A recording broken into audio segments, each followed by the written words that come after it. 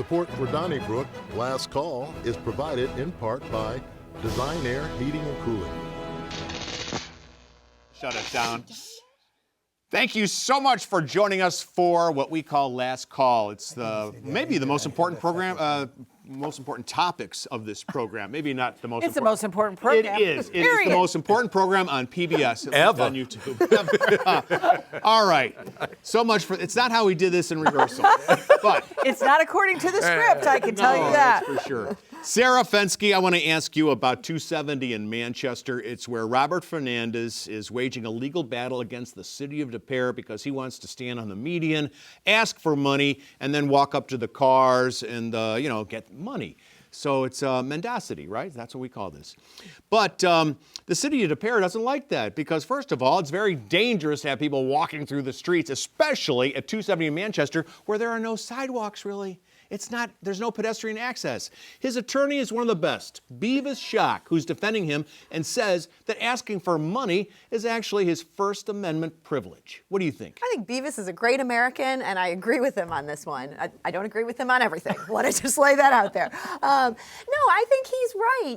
You do have a First Amendment right to free speech. And if your free speech is, hey, Charlie, can you give me $10? The government shouldn't be able to stop me from saying that. I think we're trying to criminalize being poor in so many ways. You can't sleep outside even if you have no house to go to. You can't stand there in a median and ask somebody for money. I don't like it. I'm glad people. Well, except, Sarah, you're talking about walking in traffic. I mean, there's 2 or 3 lanes, and the people who are panhandling, if somebody in the middle lane, like yourself, decides, hey, I'm going to give this guy money, the person has to walk between cars, he's in the lanes, the light changes, people are driving. I think it's a dangerous situation, and I think that you can say, hey, if you want to stand on the sidewalk and panhandle for money, okay, but you can't go into traffic. You can't. Do you sleep in traffic? I'll tell Just you, a brief correction, though, about the way she drives. She's never in the center lane. She's always in the left-hand lane. Not true, Wendy. Not true. I will say, as a city resident, we have panhandlers everywhere. I mean, Grand, which is the main street outside of my neighborhood, there are panhandlers kind of weaving in and out of the lanes. And it's something that if you are not looking at your phone and texting your buddy, you can figure out how to deal with it. I have not heard of an onslaught of panhandlers. There are pedestrians being killed all the time. I just don't. I'm sorry. No, I mean, you've made this point many times. The number of pedestrians that are here that is are insane. But they're not panhandling. I don't know what they are. I don't know what they are. People on bicycles, people walking. But People walking in traffic. Like panhandlers. We can't even avoid other cars. The funny thing is, you never follow. They always say a pedestrian is hit, on this street or that street. They never say what the pedestrian was doing, really, except in famous cases, like of a broadcaster dies that way, which one did this year. I have read a whole book about this. Statistically, what it is it is in these streets that there's not convenient crossing places, and it is people who tend to be lower income and are trying to get to the bus stop. There's all sorts of stats on this. It is not panhandlers who are the pedestrians being murdered. Sometimes yes, sometimes no, because McCausland has been crazy, and I think it's the speed of the automobile. 270 Manchester is a dangerous place to be. It is a very dangerous place. I think you could legislate, or not, but just say, look, whatever we do, there have to be some places that you cannot be standing out there on the island. And leaving here about 3 weeks ago, headed south on, I guess, Vanderbilt, where Forest Park Parkway, I guess it is, or right there where IKEA is. Yeah. There's somebody that's there. He's dressed in all black and walked out in front of myself and another car. And he was lucky that either I or the other car didn't hit him. And all the way home, I kept thinking, now, if I had hit that person, it would have been all my fault, and my whole life would have changed. And I understand he may have a right to be out there, but at the same time, it's dangerous. I also think when the Founding Fathers came up with the First Amendment, they weren't thinking about begging on streets. I think it's commercial speech, and I think commercial speech can be regulated. Well, and we've lived here. I mean, think of how long all of us have lived here. I still have to pay very close attention to those lanes at 270 in Manchester because. Oh, yeah, that's what I'm saying. I'm not making that up. We know that right there is kind of. They are very confusing. Right. Let me ask you, Wendy, about Ann Wagner, Congresswoman, who got on Twitter maybe a little too quickly this week because people in California were complaining about the Republicans restricting their signature gathering process when it came to redistricting. So these were California activists, and she complained on Twitter that these California activists were out of bounds. Who needs this out-of-state stuff? Turns out these California activists were from California, Missouri. So it was really embarrassing for the Congresswoman. She deleted the tweet. In the spirit of the holiday season, do you say, hey, let's let this one go by? I think it's interesting because of all of the, I mean, I don't know if is ink even spilled anymore in a digital world. I mean, I don't know. But of all of the attention that this has received in terms of Ann Wagner, the same people who are like throwing her under the wheels of the bus are the same ones who said there was absolutely no story when the President of the United States didn't seem to know where he was. So I agree. I think we need to have a Christmas mulligan for Congresswoman Wagner. I mean, this is, we all have our moments. I have them on this show. So, you know, let's just cut her some slack. I think the reason this one has resonated is it plays into the perception that people have that Ann Wagner is not spending much time in Missouri and not paying attention to Missouri. And so she doesn't know there's a California, Missouri. That's why everybody finds this so funny. Right, and you know, if people could hear her in person in a town hall or something, or she gave interviews or something like that, it wouldn't be so much. So it's the fact that she goes out on social media and talks about something that she really doesn't quite understand. That's why it is. Well, our own Ray Hartman called it, she had her Emily Latella moment from Saturday Night Live, you know, never mind. But I think what it shows is that A, not paying attention, and B, like, whatever Trump wants, Trump gets. And you didn't even stop to think that, okay, making a fool of yourself, it doesn't matter.